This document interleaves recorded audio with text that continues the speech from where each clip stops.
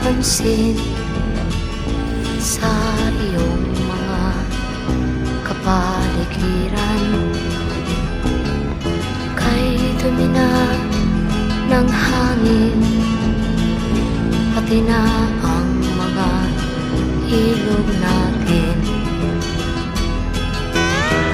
Hindi na masama ang pag-unlad, at malayo-layo na rin ang ating narating.